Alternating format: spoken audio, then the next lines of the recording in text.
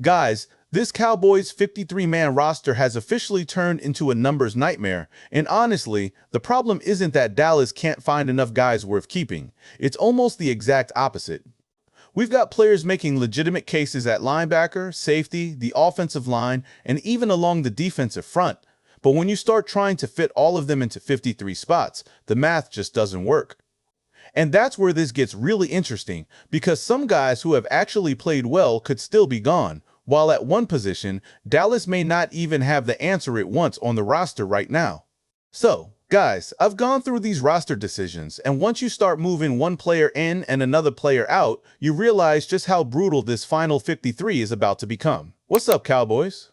Welcome to the NFL Playbook, Cowboys. If you're new here, don't forget to hit that subscribe button. So, let's start on offense, because even there, you can already see how quickly these numbers start working against certain guys.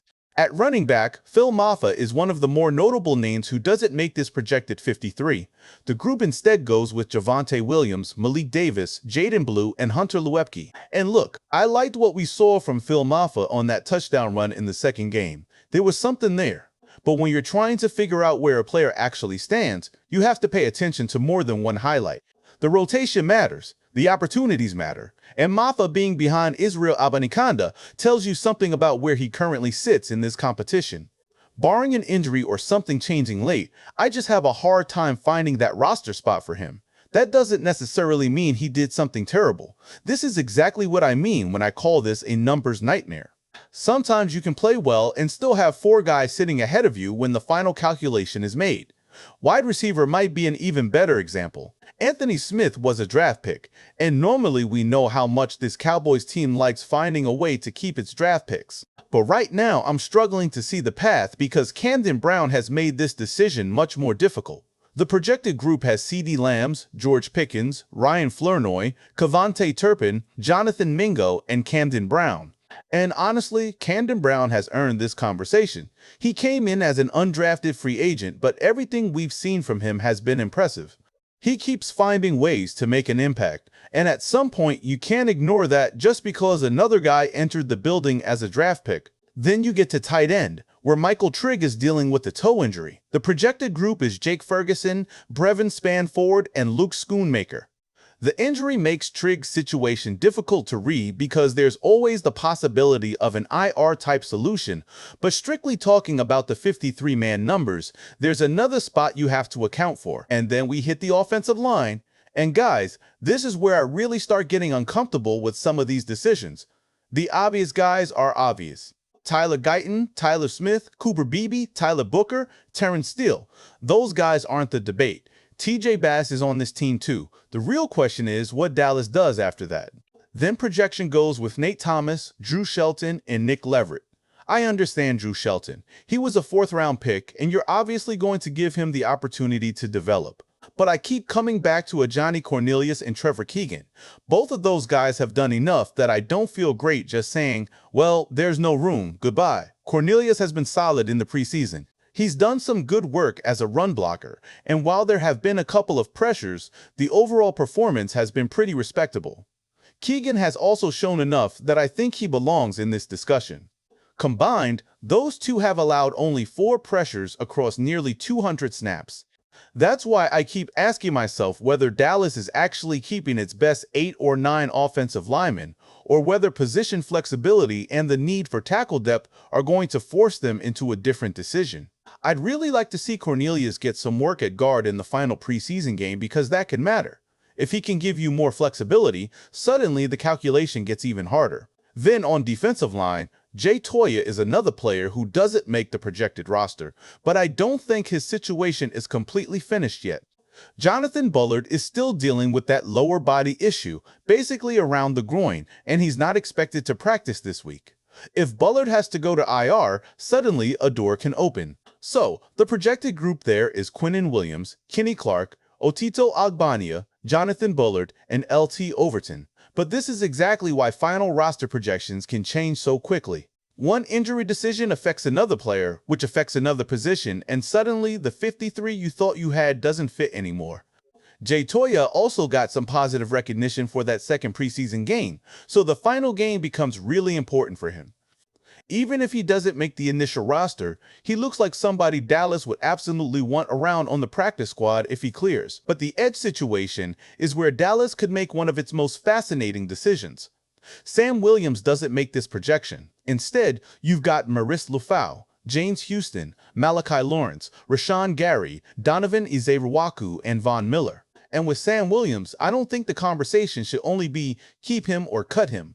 I think you at least have to consider whether there's a trade opportunity. Could Dallas use Sam Williams to get something that helps this roster somewhere else? Maybe you find a team willing to give you something at corner. Maybe you find a swing tackle.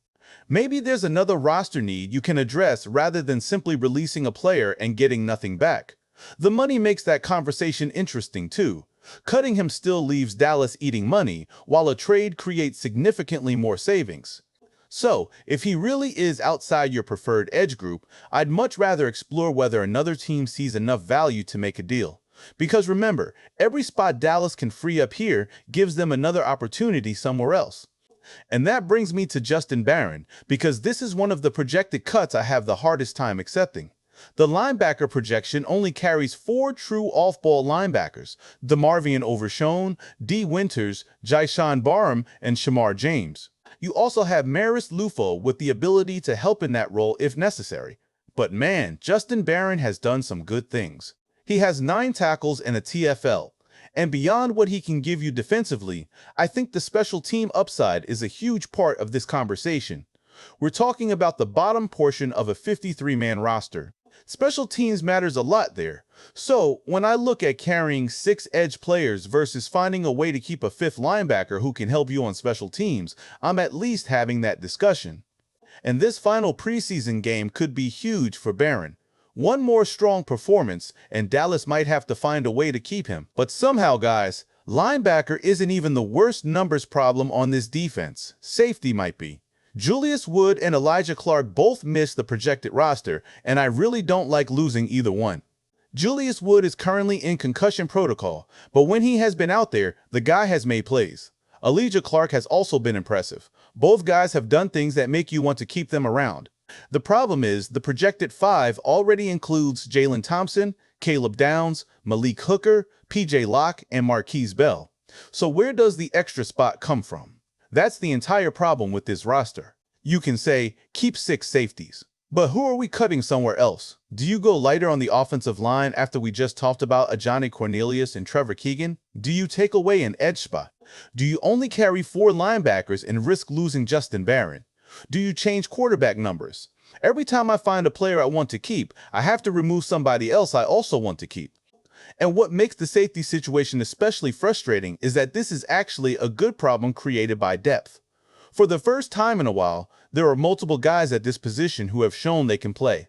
But the 53-man limit doesn't care how much you like your depth. Somebody has to lose that battle.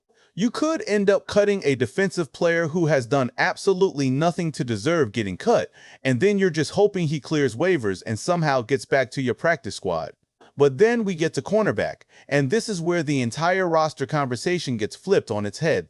Because while Dallas is trying to figure out how to keep all these deserving players at safety, linebacker, edge, and along the offensive line, the Cowboys still might not have their 4th corner figured out.